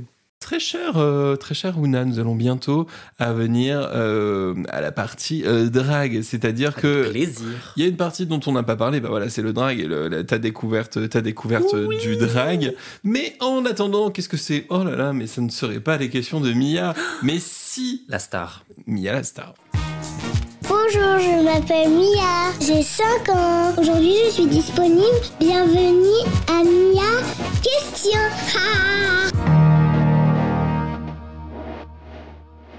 Bonjour, Ouna. Pourquoi tu t'appelles Ouna ? O-O-N-A. Alors, ça vient de 2 sources. Évidemment, Magic the Gathering, le fameux jeu de cartes. Donc les cartes Magic. Exactement, les cartes magiques, c'est le nom de ma carte en tout cas de la carte qui porte une de mes illustrations préférées. L'effet de la carte, voilà, j'en laisse les joueurs professionnels dire leur truc. C'est Ouna Reine des Fées, cette fameuse carte qui est... de l'édition. Alors, je précise qu'elle a été rééditée avec d'autres illustrations de l'édition. C'est Morning Tide. Oui, c'est Couche Ciel. Non, attends. Couche Ciel, c'est le deuxième truc. C'est Sombreland. Attends. Bref, en tout cas, du bloc Sombreland. Voilà, pour les aficionados. Ok. Voilà. Parce carte que tu as toi-même ou que tu n'as pas ? Non, je ne l'ai pas. Et je compte me l'acheter à un moment sacré. Tu sais que j'ai voulu te la trouver. Oh ma vie. Mais elle est trouvable Alors, assez facilement. Elle est trouvable assez facilement. C'est oui. juste que j'ai pas réussi à la voir rapidement, mais j'ai vu qu'elle était. Oh baby, c'est trop mimi. Ouais. Mais Mais c'est vrai que c'est une belle illustration. C'est magnifique. Très joli. Oui, vraiment. En plus, enfin voilà, genre. Alors c'est pas la lilas, c'est pas nécessairement la couleur qui ressort le plus, mais genre, en gros c'est vraiment ma palette colorée dans le drag que je. Enfin non, c'est faux. Dans mon drag il y a toutes les couleurs, donc laisse tomber. Mais dans mon cœur. C'est la palette de mon corps. Ok, d'accord. Voilà. Et l'autre source, c'est Una O'Neill, une des muses de l'auteur Truman Capote, qui faisait partie de ce que Truman appelait, mon poteau Truman, Trou pour les intimes, les signes de la 5e avenue, qui étaient en gros genre des bourgeoises qui inspiraient beaucoup. Ouais. Il a fait, d'ailleurs ça a été adapté il a écrit un bouquin dont je ne me souviens plus du titre, mais qui raconte un peu, qui spille le thé des cancans de ces muses, Ouais. de ces fameux signes. Et c'était adapté en série récemment. Je me demande si ça fait pas partie de Feud de Ryan Murphy, justement de ces signes avec Truman Capote. Dedans, il y a Chloé Sevigny, Demi Moore, j'en passe. Et en gros, Una O'Neill a été je vais pas dire la dernière parce que je ne sais pas, mais une des femmes de Charlie Chaplin. Ok. Voilà. Et du coup, oui, mais bien sûr. et Una Chaplin, Una Chaplin, voilà, porte le nom de Una sa Chaplin, mère, si je ne dont m'abuse. l'épisode là de Lola qui vient de diffuser, Lola Dragoness on Flame, raconte qu'il a rencontré Una Chaplin. Bah oui, du coup, tu vois, je savais même pas. Je l'ai pas encore écouté. Mais il a rencontré Una Chaplin quand il était tout jeune, adolescent, tout jeune homme, quand il travaillait en Suisse dans une maison de couture qui refaisait les patrons des grandes maisons. Yes. Voilà. Trop Et bien. du coup, un jour, il s'est retrouvé avec Una Chaplin, où Una Chaplin a besoin de fourrure. Et sauf que eux, ils étaient pas fourreurs, et donc Lola est partie dans la Rolls d'Una Chaplin chercher les fourrures et tout. Donc, Ça, ouais. c'est du road trip. Voilà. Donc Lola Dragoness von Flame a rencontré ton inspiration de nom. Ah d'accord, mais donc non, c'est extrêmement slay en fait ce que tu viens de me raconter. Personnellement, c'est encore plus waouh. Ok. C'est rigolo. Voilà. Là. Ah oui, vraiment. Donc ouais, donc 2 inspirations, les cartes Magic et Una O'Neill. Una O'Neill, tout à fait. Une nouvelle question de Mia, t'es prête? Oui, let's go. Allez, ça part. Ton maquillage est trop, trop, trop, trop beau. Comment tu fais? C'est trop gentil. Bah, Jav, merci bien, Mia. Je te remercie de souligner ce détail, pas les moindres. C'est trop mimi. Bah, déjà, alors, ce que je trouve, l'inspiration de mon mug, c'est les peintures de Tamara Del Empicka. Peintre, je vais dire, années 20, années 30. Voilà. Encore une fois, vous vérifierez vous-même les dates. Donc très contrasté. Ça, c'est l'inspiration genre graphique un peu. Comment je fais pour être belle? Écoute, baby, c'est l'ADN. Vraiment. Vraiment. Je te dis, chapstick and mascara. Comment je fais? Je suis méga lente. Ah, tu mets combien de temps pour te maquiller? Ah non, c'est un peu la honte. Vas-y. Ça s'améliore, 3h30. 3h30, mais parfois je suis vraiment lente et je mets 4 heures. Alors j'ai fait un gig, j'étais à Strasbourg avec Rose Tantal, gros bisous à Rose. Je sais plus à quelle heure on est arrivé, mais j'ai dû mettre 5 heures à me préparer. À mon avis, je devais être la première à commencer, la dernière prête, parce qu'on se marrait beaucoup, c'était super, et puis j'étais là genre ouh, yeah, on a blush, voilà. Mon secret, c'est que j'en branle pas une. Non, au contraire, je travaille durement Mais à lentement. être si belle, mais lentement. Voilà. Parce que Rome ne s'est pas construit en un jour. Voilà. Eh bien, c'est la fin des questions de Mia. Merci, Mia. Plein de questions hyper intéressantes. J'espère que t'es contente et que t'as passé un bon moment, Mia. Merci pour toutes tes réponses, Una. Gros bisous. Merci beaucoup, Merci. Mia. À très bientôt pour de nouvelles questions. Et merci à tes parents, Alice et Gilles, de t'avoir permis de te les poser. On arrive à la partie drague. Comment le drague est entré dans ta vie? T'es arrivé dans ma vie. Un peu comme tout le monde avec Drag Race, genre. Allez. En effet, grâce à Drag Race, il y a v'là longtemps aussi, enfin moins que Magic the Gathering, mais il y a v'là longtemps, c'était on va dire, l'époque où fallait chercher les liens pour checker. La découverte, c'était que, donc, avant Drag Race, j'étais obsessed avec... Tu me montres pas du doigt, ok? Pardon, désolé. Ah oui, j'ai la fâcheuse habitude de pointer du doigt quand je suis très excitée. Vas-y. Donc là, avant Drag Race, j'étais obsessed avec America's Next Top Model, qui, alors, a très mal vieilli. Gros disclaimer, c'est vraiment... c'était... Non seulement c'était pas très beau tout le temps, et en plus c'était très problématique ce qui se passait dans ces émissions. Mais c'était un bail où... C'était un peu genre mes premières découvertes de la mode. Oh là, mon Dieu. Oui, de mode avec beaucoup de guillemets. Hein. You wanna be on top. Yes! You wanna be on top. J'adore. Et l'autre Madeleine de Proust de cette émission, c'est le générique de fin quand il y a le portrait du cast et que les meufs elles s'effacent une à une quand elles sont éliminées. Oui. Oui! Et puis là, j'avais appris, genre, toutes les saisons, les gagnantes et les runner-up. Et en vrai, j'avoue, je dis, c'était beaucoup de trucs moches, mais il y a des saisons que t'as un peu pique quand même. Mais donc, je connaissais beaucoup Tyra Banks. Enfin, pas personnellement, hein. Elle aussi. Une amie. Et donc, je pianote sur mon ordinateur. Et sur les internets. Et je suis sur le Tumblr de Tyler Oakley, youtubeur homosexuel d'il y a quelques temps maintenant, qui, ceci dit, a fait un caméo dans Drag Race dans le makeover de la saison 10. C'était le partenaire de Money Exchange. Bref, j'étais sur son Tumblr. Et je sais qu'à chaque fois que tu dis bref, oui, c'est pas bref. Oui, désolé, pardon. Vraiment, non mais... Oui. Qu'on se le dise, hein. Oui, pardon. Tu dis un bref pour enchaîner sur autre chose, une autre idée. Oui. Je te vois, hein. Tout à fait. Je suis démasqué. Tu es sur Tumblr. Je suis sur Tumblr et je vois un gif d'une personne qui prend des lunettes, des lunettes d'opéra. I can't wait to see how this turns out. Je me dis, mais c'est qui? Mais c'est qui cette personne? J'étais en mode genre, c'est pas Tyra Banks. J'étais choc barre. Genre, c'est pas Tyra Banks, mais il y a une vibe comme ça de genre, oh, waouh. Et donc, je Google, je fais de la, comment on dit, une recherche inversée, bref. Et là, waouh, je découvre RuPaul. Et je suis genre, oh, incroyable. Et du coup, je découvre RuPaul's Drag Race. Avec quelle saison? Avec la saison 5 venait de se terminer. Ok. Et le premier lip-sync que je vois, c'est le lip-sync Jinx contre Roxy contre Alaska avant la finale. Et donc, du coup, je vois Alaska en alien. Enfin, pas vraiment en alien, mais genre dans cette...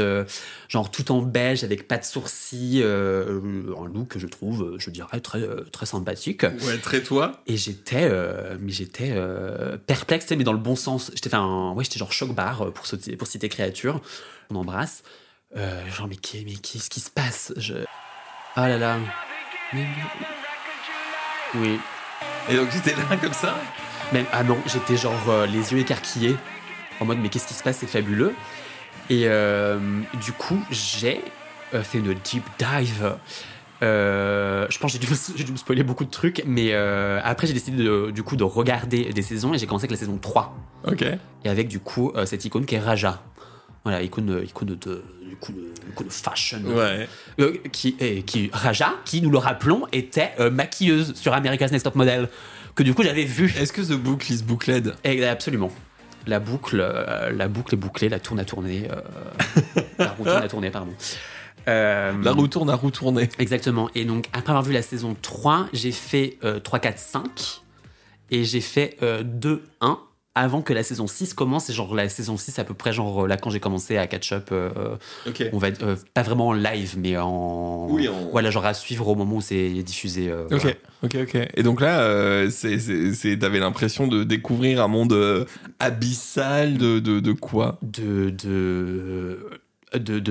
Alors, de fun. En gros, il y a le truc qui m'a le plus percuté, c'était que, en grandissant, je détestais La Cage aux Folles, par exemple.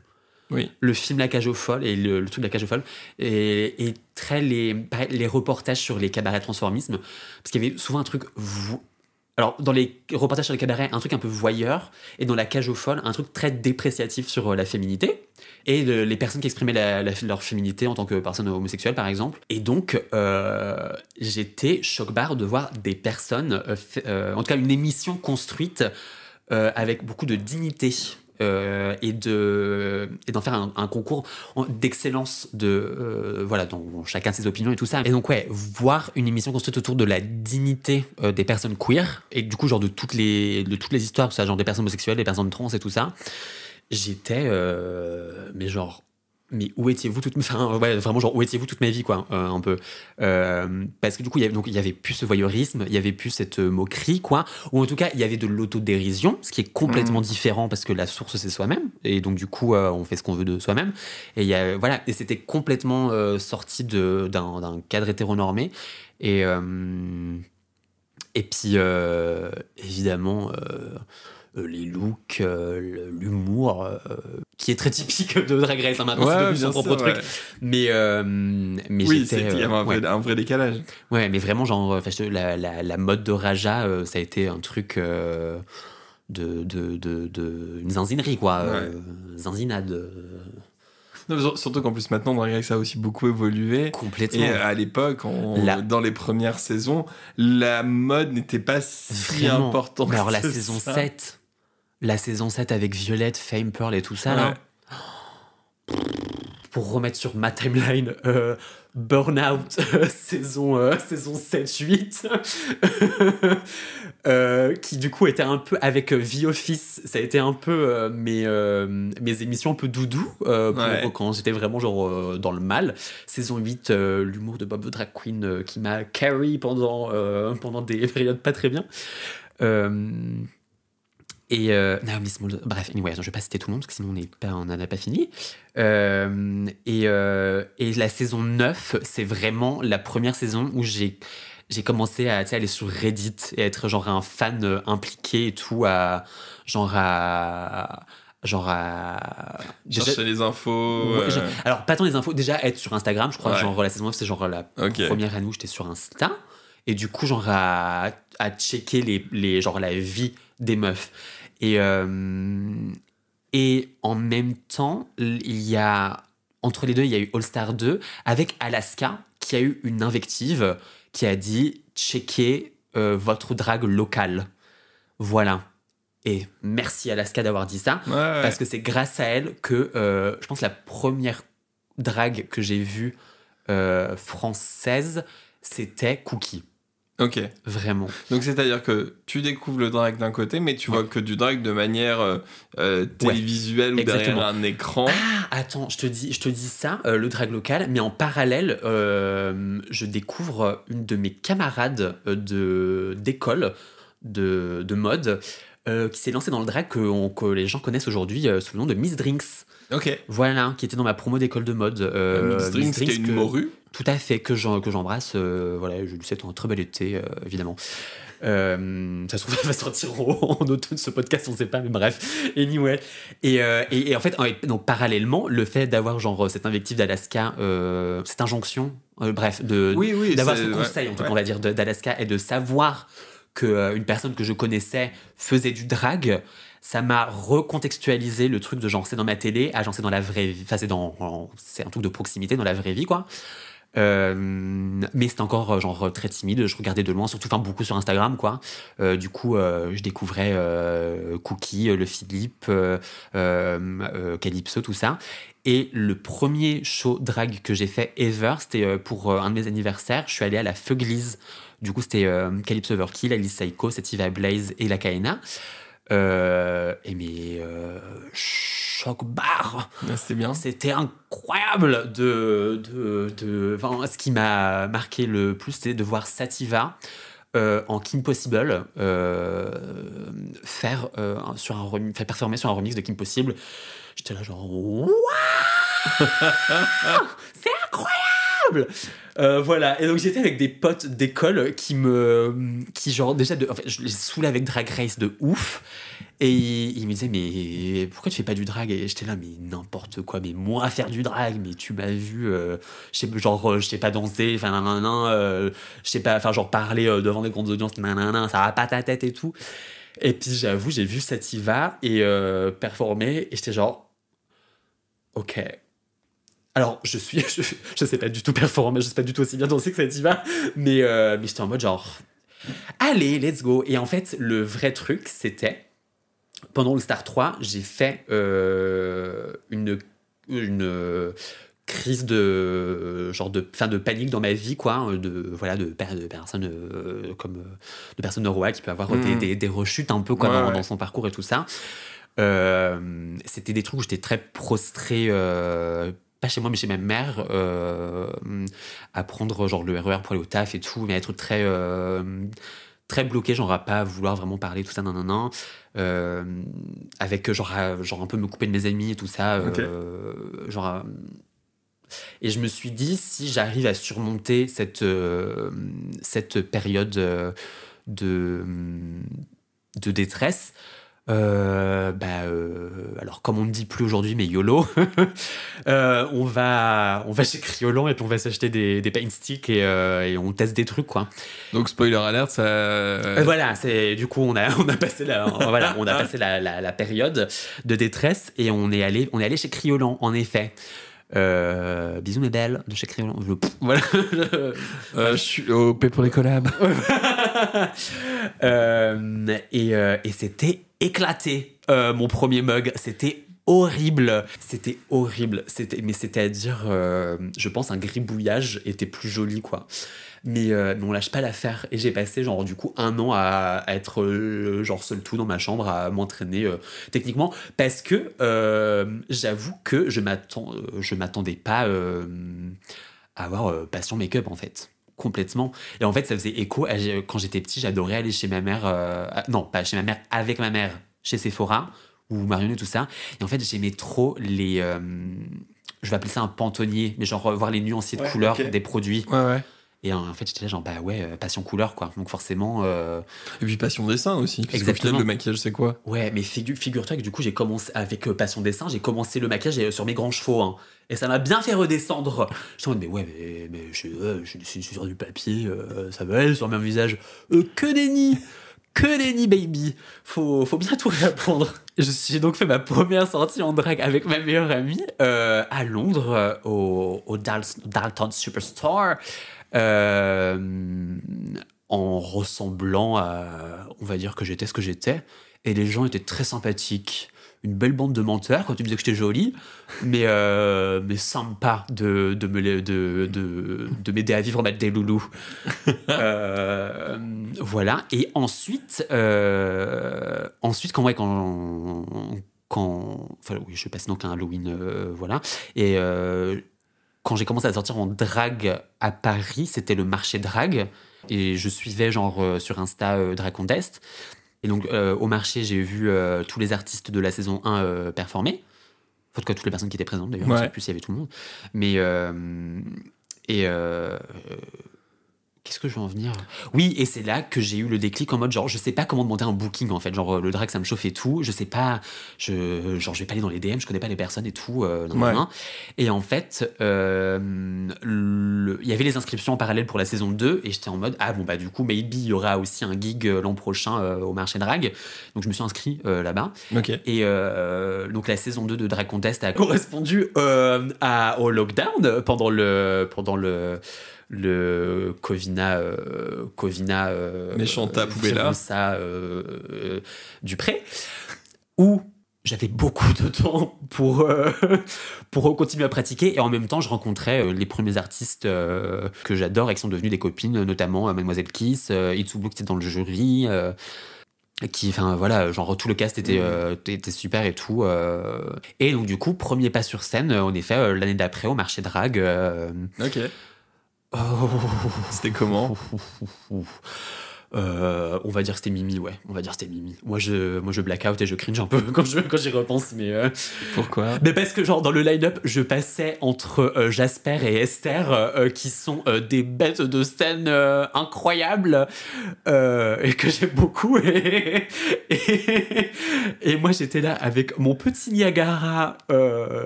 à me taper les mains dans les installations métalliques et tout pour qu'ils tenaient la scène et là genre je dois m'en aller et je pense qu'il y avait beaucoup de vérité qui parlait à ce moment-là. On va dire que c'était Mimi, ouais. Mais c'était vraiment c'était cute, quoi. Voilà, on va pas se jeter la pierre parce que vraiment voilà, quoi, on fait ses premiers pas et tout, mais c'était vraiment la confrontation à tout ce qui me faisait peur, quoi, genre du public. Exactement, genre du public, parce que autant genre parler devant, on va dire, des jurés à des épreuves voilà, bon, t'apprends un peu à gérer et tout, mais genre là, un full public pour un truc, enfin, comme on le sait, le drag, c'est hyper personnel. Et c'est un niveau de vulnérabilité que tu prends avec toi-même. Ok, intense. Voilà. Et donc, du coup, genre, proposer ça à des gens, c'était vraiment un truc. Mais enfin, voilà, évidemment, le public extrêmement bienveillant. J'avais des copines dans l'audience et tout. Les meufs de la saison de Drag Contest que j'avais fait avec étaient genre hyper encourageantes et tout. Donc, c'était vraiment. Genre, ça reste un très bon souvenir, voilà, de moment en tout cas. Voilà. Et comment ton drag a évolué ? Est-ce que ça a toujours été la même chose ou parce qu'aujourd'hui, t'as un drag qui est un peu weirdo, un peu folle du bus, comme tu Yeah, tout à fait, merci beaucoup. Comme tu tout à dirais. Fait. Galeriste folle du bus. Galeriste folle du bus, prof d'art plastique. Mais alors, prof d'art plastique, pour les personnes qui ne comprennent pas tout, moi j'aime me comparer à André Poutman, qui est, tu vois, t'as la rêve et tout, j'aime trop, ouais. Qui est architecte, enfin qui est RIP ma belle, qui n'est plus avec nous depuis 2013, j'imagine, je sais plus. Il me semble que son surnom c'est la diva du design, en gros architecte d'intérieur et designer de mobilier. Esthétique, enfin la girl, elle était lookée, j'adorais et tout. Et en termes de donc j'ai pas beaucoup vu d'interviews avec elle, mais en tout cas dans ma tête genre Ouna c'est un peu ça, c'est très je sais pas si elle fumait, pour moi elle a une clope au bec et tout ça. Alors je fume, enfin moi personnellement je fume pas et tout ça, mais enfin il y a cette énergie de genre diva du design, genre ouais. Diva plastique un peu voilà, genre c'est très ça. Mais donc non, quand j'ai commencé, vraiment, j'avais pas les bons adjectifs. Exactement, dans ma tête, c'était genre, mais je pense je suis une dryade, je pense je suis une nymphe, je pense je suis un petit lutin espiègle. Pas du tout, parce que du coup, une de mes très bonnes amies, Tuna Mess, qui m'a beaucoup aidé à genre checker un peu le mood board, m'a dit mais girl, quand tu parles, quand on voit ce que tu fais sur scène et quand tu parles, quand tu verbalises, ça colle pas, ma chérie, ça colle pas. Du coup, j'étais là genre, tu n'es pas un elfe. Tu n'es pas un elfe. Tu n'es pas, et notamment parce que genre après Drag Contest, j'ai rencontré Lula Strega, qui elle du coup a des influences. Elle pour le coup c'est une dryade, elle pour le coup c'est une sorcière, c'est une dryade et tout ça, tu vois. Et j'étais en mode quand on fait bien les choses et quand on est raccord avec ce qu'on dit, voilà ce que ça donne. Et j'étais donc du coup en effet, je pense il y avait l'émotion un peu genre qui me traversait de genre oh waouh, qui pour moi genre très dryade nan. Mais en effet dans les faits c'est plus Ouna, c'est plus une diva du design, une modeuse un peu bizarre, un peu folle du bus, enfin clairement ouais. En fait c'est Ouna c'est malgré moi. Ouna, tout ce qui s'est passé c'est malgré moi. En fait c'est toutes les idées qui me sont venues, ce que je proposais sur scène, en tout cas ce qui me faisait marrer à proposer sur scène, qui était plus, on va dire, des propositions un peu décalées, telles que faire haha de Charlotte à Digéry. Tu sais quoi ? Cette semaine dans ma sélection Spotify, le top 1 c'est Charlotte à Digéry. Ouais. Love, bah tu as très bon goût. Ça me trigger, il va falloir que je performe là. Où sont les tips ? Sortez les tips. J'ai des chauds. Je peux te couper les petits bouts de papier. Oh là, j'ai une performance à la maison.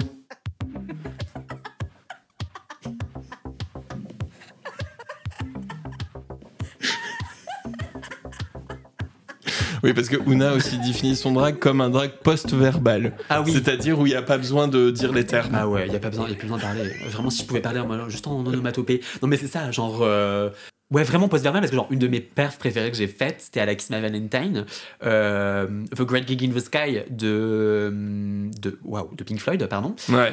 C'est genre vraiment 5 bonnes minutes d'une nana qui crie. Qui hurle. Alors, il y a des trucs genre certaines personnes disent que c'est un orgasme, certaines personnes disent que c'est genre le dernier cri avant de rendre l'âme et tout ça. Et puis des idées comme genre tourner sa wig. Alors ça, c'est arrivé, c'est un quiproquo, tu vois. Bref, vraiment en lançant dans le drag, j'ai vraiment prévu d'être cunt. Alors, je suis cunt, mais pas de la manière dont je m'attendais à être cunt.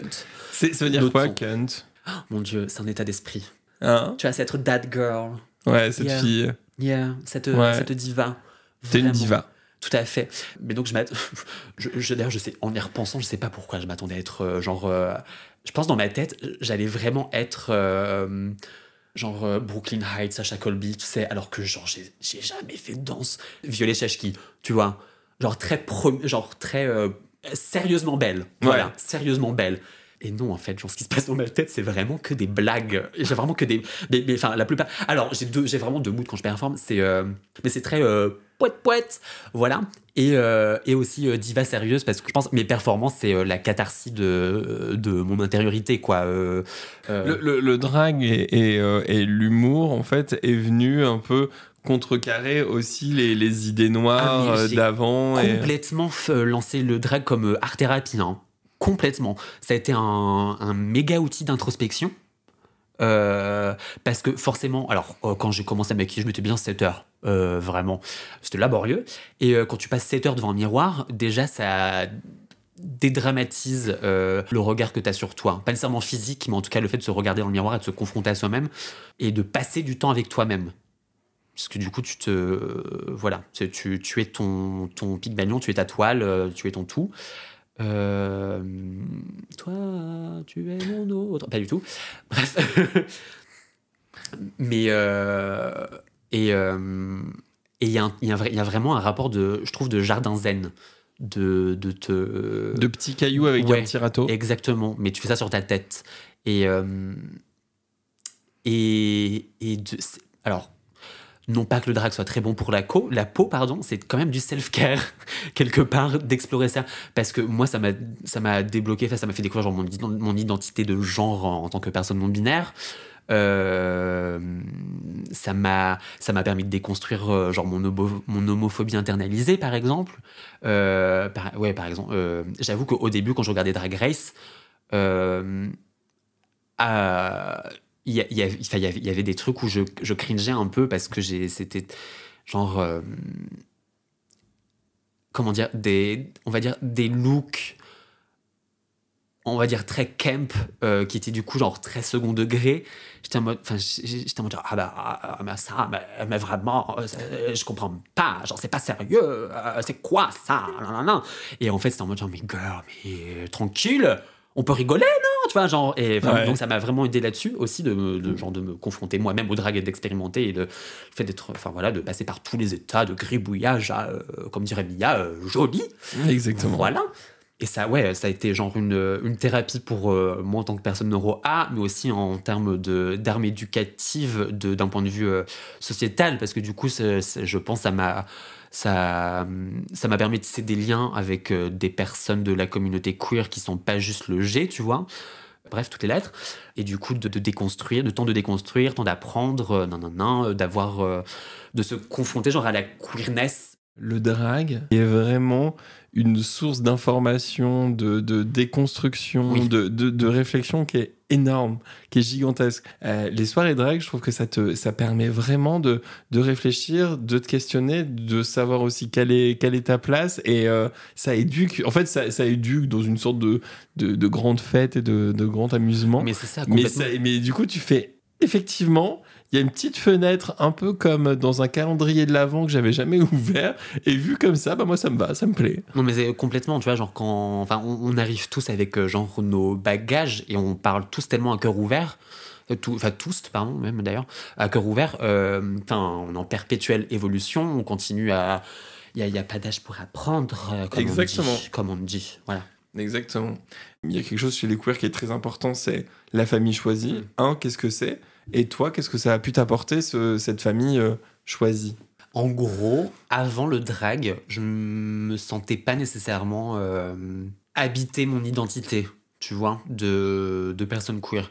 C'était très factuel. Bon, bah, je suis jusqu'à présent un homme attiré par les hommes. Voilà, écoutez. Voilà. Et en fait, avec le drag, j'ai trouvé vraiment des personnes où les chemins s'entremêlent. Là, actuellement, derrière le micro, je fais le geste de deux mains dont les doigts s'entrecroisent. Exactement. Je ne sais pas comment verbaliser ce truc. Oui, c'est des liens qui se font et des attaches. Complètement. Parce qu'en effet, j'ai rencontré des personnes qui sont, comme tu dis, genre ma famille choisie, telles que Lou Lestregait ou Blue, entre autres, les Autremens, Chamiskina, Tounames, j'en passe, tu vois, genre Dommage Créature. Si j'ai zappé ton nom, personne qui m'écoute, mais que tu le sais. Que je t'aime quand même. Voilà, évidemment, tu viens dans mes DM et tu m'engueules et je te fais un gros bisou quand tu se vois. Le fait de s'être senti genre seul en mode avec les attentes très hétéronormées au bout d'un moment, je vais avoir 30 ans, il va falloir que même en tant que personne gay, il va falloir que je me marie, que j'ai des enfants et tout, nan. Mais qu'est-ce qui se passe si moi j'ai envie de dédier ma vie à l'art et tout, et d'avoir que mes centres d'intérêt sont autre part, et que vraiment, personnellement, je me sens... Ce que j'aime dans le drag, c'est que je me sens habité par l'art, tu vois, vu qu'on est notre propre toile et tout, et que c'est un art à 360, vu qu'il y a beaucoup de domaines qui s'entrecoupent, tu vois, dans la performance, dans le visuel, le make-up, la coiffure pour certains ou d'autres, tu vois. C'est un art complet qui vraiment correspond à cette énergie que j'ai depuis que je suis né. Et le fait de rencontrer d'autres personnes là, il y a un fucking soulagement. On va utiliser le mot en F, fucking soulagement. De te dire waouh, vraiment avec cette énergie là, waouh. Et damn, je peux vieillir avec des gens qui ont ces intérêts là, quoi, et ces intérêts là queer, qui ont ces non-intérêts de pas nécessairement rentrer dans un schéma patriarcal, oui, genre hétéronormé, quoi. Et oui, comme tu disais, de se recouper dans ces histoires de vie, genre bully pour identité de genre, orientation sexuelle. Oui, parce que c'est des histoires qui sont assez équivalentes à ce... Complètement. Genre pour beaucoup de personnes queer. En effet, c'est genre le drag qui a été le déclencheur, quoi. Et on tombe bien dans la génération où on est, parce que les langues se délient grâce à des émissions de télé, tu vois. Mais c'est très... moi, ça m'évoque les historiens qui regardent certaines œuvres en mode... Et elles étaient amies. Elles étaient meilleures amies. Oui, ma vie, c'est bien. On va dire ça, ouais. Coco, au bout d'un moment... non, il y avait aussi des lesbiennes, tu vois, dans l'art du passé et tout. J'espère que les générations futures auront un accès... plus immédiat à leur comparse, quoi, et aux personnes qui leur font du bien dans leur développement et dans leur perspective de vie. Mais en effet, famille choisie, j'avoue que mon unité proche familiale, comme je t'avais raconté, c'était vraiment 4 personnes sous un toit qui n'ont pas nécessairement les mêmes centres d'intérêt, qui n'ont pas nécessairement eu le langage qu'il fallait au moment où il fallait pour tisser des liens très stéréotypé, pardon. Et aujourd'hui, alors encore une fois, toujours famille que j'aime de tout mon cœur, bien sûr, mais aujourd'hui où j'ai l'équipement, tu vois, genre il y a des personnes comme je vais name drop cette star qu'est Lou Lestregait, tu vois, où genre quand je dis c'est ma sœur, je dis c'est ma sœur, mais c'est genre aussi mon frère, parce que genre tous les points communs qu'on a out of drag, tu vois, quand on parle pas de fanfreluche, de maquillage et tout comme ça, elle m'éclate à Mario Kart, et puis genre demain on va aller voir Aline Romulus, tu vois. Et je dis ça parce que c'est une énergie, comme je racontais sur le podcast des copines défuntes, c'est une des meufs de Dommage et Créature. Exactement. C'est une des meufs qui me fait le plus gaulerie, tu vois, et c'est un sens de l'humour, c'est une vision de la vie, c'est des aspirations, des inspirations et des aspirations, des moodboards qui s'entrechoquent, qui se rencontrent, merci beaucoup. Et attends, Dis-moi. vous avez un nouveau message. Oui. Coucou Ouna, c'est Lula, le chapitre de ton chapeau. J'avais une petite question pour toi. J'aurais voulu savoir si le drag avait changé ta vie et si oui, comment. Et puis juste te dire que je t'adore. Voilà, t'es une des personnes les plus importantes dans ma vie, mais tu le sais. Et sinon je te déteste parce que t'es hyper talentueuse. Voilà. Donc bisous. Et ça va chialer au micro. Allez, c'est super. Merci ma vie. Non, mais c'est quoi ces surprises là? C'est pas Noël encore. Non, c'est pas Noël encore. Bon, quoique, peut-être à la diffusion, ce sera presque Noël. Presque Noël. Oh, waouh. Attends, tu peux répéter? Bisous, Lula. Wesh, vas-y, répète la question, s'il te plaît. La question Oui. de Lula. Et bah, déjà, je voulais savoir, en fait, qu'est-ce que le drag? Ah oui, est-ce que le drag a changé ma vie? Le fait est que, genre, oui, j'avoue que maintenant que je suis dedans, je peux pas, alors, je sais pas ce que serait ma vie si j'avais pas le drag. Je me vois pas arrêter de sitôt, vraiment. Et oui, en fait, genre, le drag a changé ma vie parce que même mes potes qui sont pas dans le milieu drag, qui m'ont connu, qui ont été d'ailleurs, je tiens à remercier mes alliés hétéros, qui il en faut. vraiment, exactement, il en faut, qui m'ont vraiment soutenu, même quand c'était éclaté au début, hein, vraiment. Hein. C'est-à-dire l'année de make-up que je partage avec personne, eux l'ont vu et ils ont vraiment été très sympas à faire. Ouais, c'est bien, trop bien ma vie, continue, c'est super. Genre m'ont connu vraiment avant le drag. En fait, les amis auxquels je pense là, on était tous dans le même studio de graphiste, dans une maison d'édition. Et quand je suis arrivé, vraiment, une de mes potes me dit: t'as mis 3 mois avant de commencer à parler. Genre des trucs qui sont pas bonjour, t'as vu tel dossier, ça va, c'était bien à déjeuner, tout ça, nan. Elle m'a dit: t'as vraiment mis 3 mois à être relax avec nous, tu vois. Et aujourd'hui, c'est des pincos, tu vois. Et le drag, ça a vraiment. En gros, genre, le Ouna, pour moi, c'est pas un personnage comme certaines personnes peuvent vivre leur expérience de drag, tu vois. C'est tout ce que genre Bastien est depuis le jour 1. Enfin non, j'exagère. Tout ce que en tout cas Bastien a construit jusqu'au moment où elle a pris du make-up, tu vois. C'est Ouna. Et j'avoue que si pour certaines personnes j'ai l'air extraverti, c'est c'est vraiment le drag et le fait de m'être poussé dans mes retranchements à genre hoster, genre performer devant parfois des grosses scènes, tu vois. Quand j'ai fait la Blue Velvet, j'étais vraiment choqué parce que genre jamais de ma vie je me serais imaginé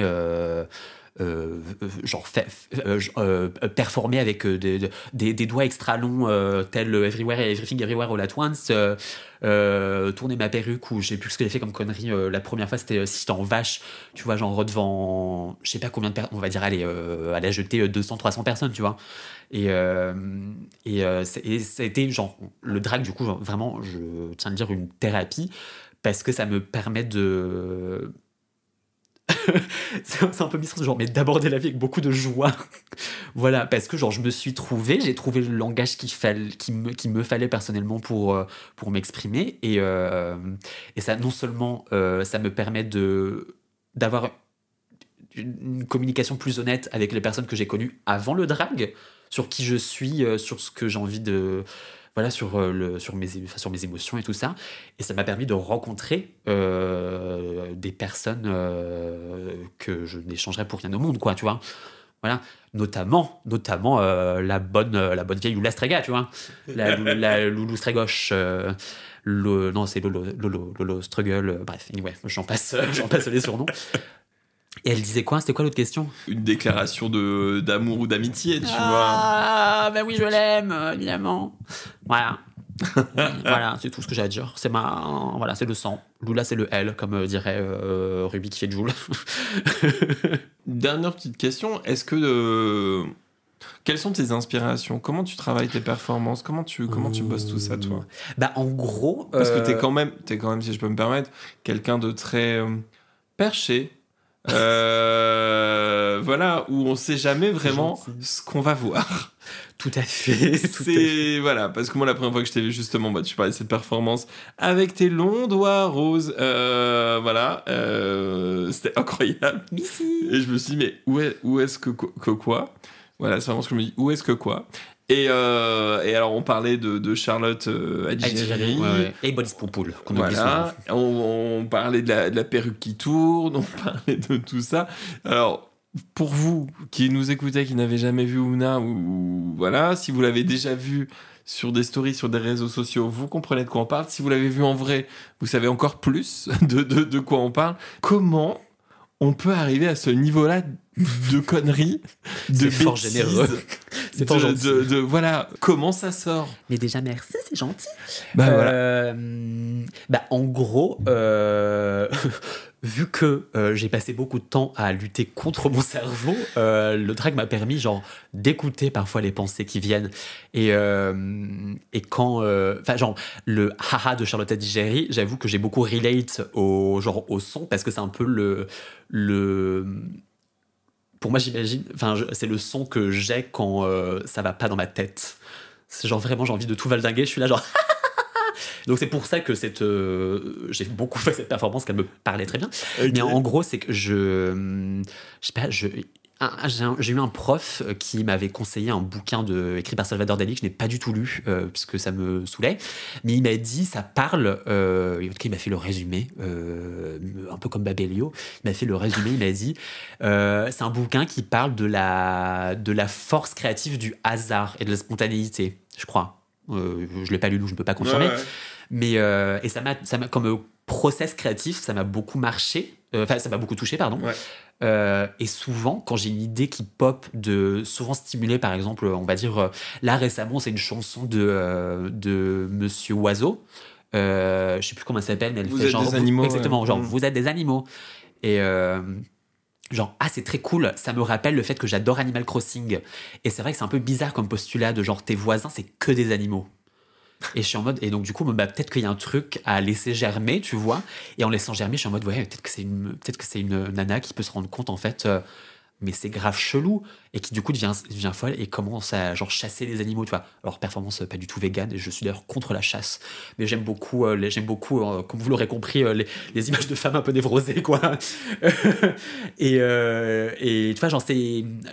Un principe que j'aime beaucoup, c'est laisser les trucs dans des tiroirs. Et laisser le temps faire son œuvre et tel un soufflet gonflé, tu vois.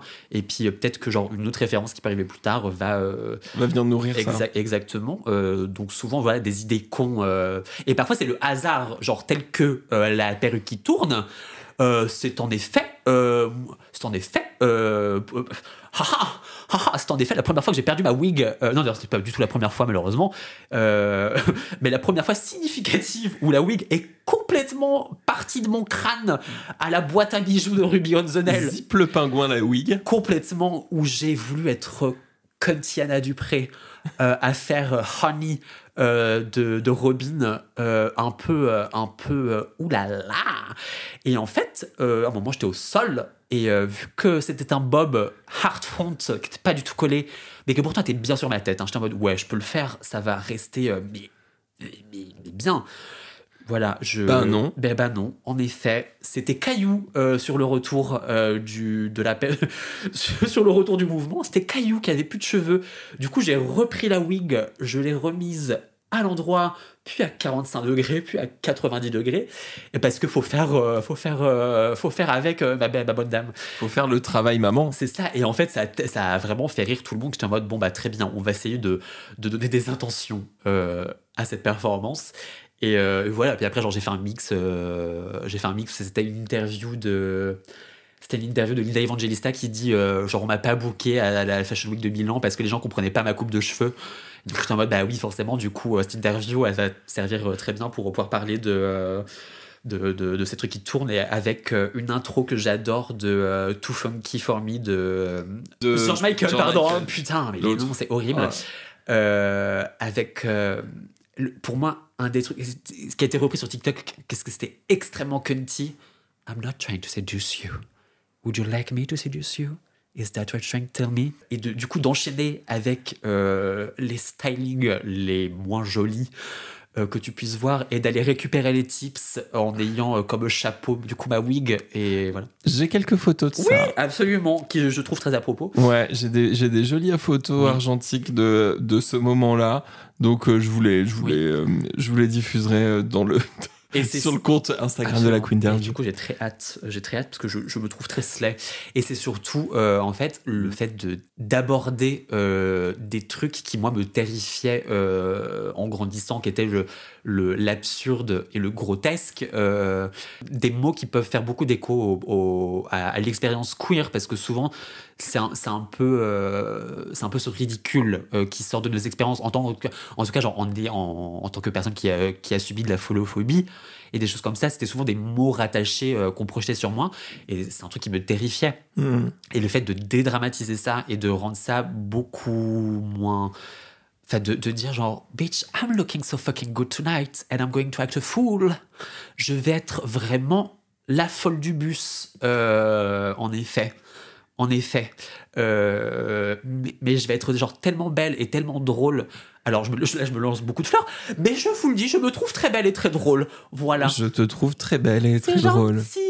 Et de dire que genre voilà, et de dire baby, ça va être tellement n'importe quoi et ça va être tellement ridicule, mais tu vas tellement kiffer baby, que si t'as envie de dire la prochaine fois c'est absurde ou grotesque, tu vas bien peser deux, tu vas bien tourner cette fois les langues qui sortent de ta boca.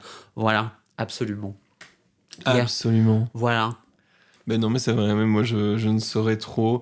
Après, vous avez l'habitude, hein, mais je ne saurais trop vous conseiller que d'aller voir Oona en performance là où elle se trouve. C'est gentil. Vraiment. Est-ce que tu as quelque chose à rajouter, un sujet dont on n'a pas parlé ou quelque chose que tu as envie de dire? On a dit que j'étais belle et c'est très important. Ça, c'est très belle. Tout à fait, je vous remercie. Écoutez. Très drôle. Bah, c'est fort gentil également. Mais je sais pas.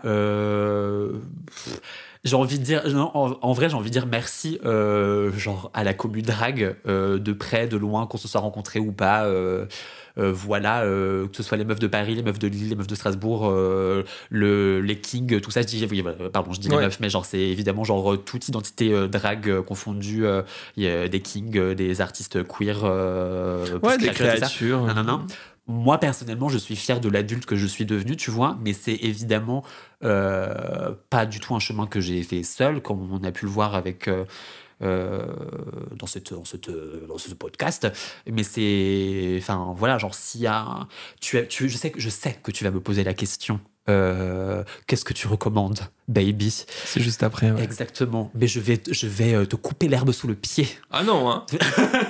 Mais c'est qu'en gros, dans mes thérapies, ce qui est sorti, c'est genre un truc qui te fait du bien, c'est l'autre, en fait, tu vois. C'est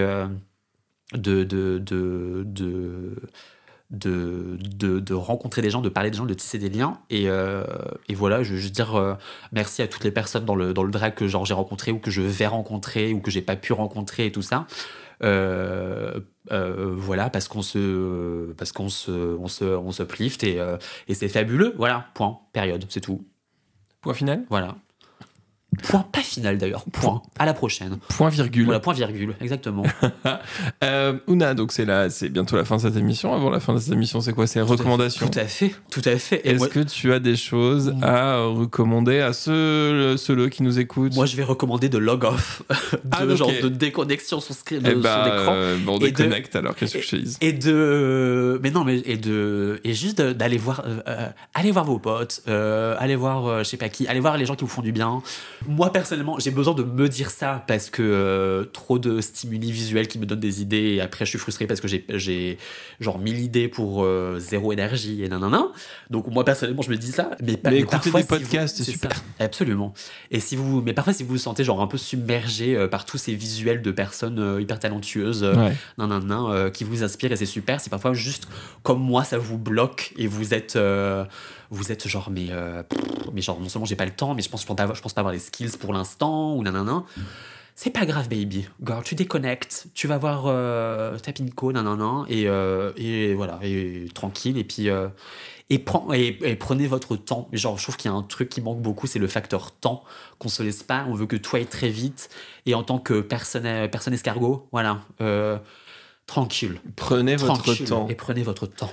Et moi, j'ai 2 recommandations. La première recommandation, c'est un livre qui s'appelle Vulgaire, qui décide, aux éditions Les Insolentes. Et en fait, c'est un livre qui parle du mot vulgaire, de la vulgarité, de ce qu'il signifie, par qui il a été imposé, et clairement pas pour les personnes très féministes. C'est un livre qui a été dirigé par Valérie Rey-Robert, avec différents textes et différents éditos écrits par Lexi Agresti, Marie de Brouwer, Daria Marx, Taous Meraki et Jennifer Padjemi. Quand on est vulgaire dans les yeux des autres, qu'est-ce que ça veut dire et par qui ça a été imposé? C'est donc Vulgaire qui décide, aux éditions Les Insolentes. Et la couverture, elle est trop jolie. Rose et léopard. Vulgaire, comme on l'adore. Et le deuxième livre dont je vais parler, c'est un livre qui s'appelle LGBT+, Archives des mouvements LGBT+, une histoire des luttes de 1890 à nos jours, par Antoine Idier, aux éditions Textuelles. C'est un livre qui est super, qui a plein d'archives, d'affiches, de magazines, de dessins, et qui raconte toutes les histoires des luttes LGBT+. C'est trop bien, il y a des photos magnifiques, c'est un très beau livre, vraiment un super cadeau pour Noël, je le conseille, c'est trop beau, j'y mets tout le temps une tête dedans, voilà, c'est mon petit conseil trop sympa. Ah oui, ces recommandations ont été enregistrées bien après l'enregistrement de l'épisode, voilà. Des bisous. Eh bien, c'est la fin de cette émission. Merci de m'avoir reçu. Ouna, est-ce que ça t'a plu? Absolument. Est-ce que tu recommandes? J'espère que j'ai pas trop trauma dump. Je suis désolé si vous avez vécu ça comme du trauma dump, les amis de l'auditoire. Les amis de l'audition. Voilà. Tous les ORL. Si vous avez écouté ce podcast et que c'était tous les ORL. Compliqué. Mais merci en tout cas. Voilà. C'était fort sympa. Écoute, la petite eau parfumée aux agrumes qui nous a accompagnés, c'était super. Non, j'ai mis des agrumes dans de l'eau. Voilà, vraiment, c'est une recette citron vert, orange, de l'eau. Délicieux. Point. Lavez vos fruits. Voilà. Avant. Eh bien, merci beaucoup, Ouna, et merci à tous d'avoir suivi ce nouvel épisode de la Quinterview. En attendant le prochain, qu'est-ce qu'on fait? Eh ben, on va sur Spotify, sur Apple Podcast, on s'abonne, on met 5 étoiles, évidemment, et puis on partage. C'est hyper bien de partager, surtout quand on a bon goût comme vous, parce que vous êtes là à écouter la Quinterview. On se retrouve très bientôt pour un nouvel épisode. Bye bye. Bisous. Un bisou. I am the queen of drag.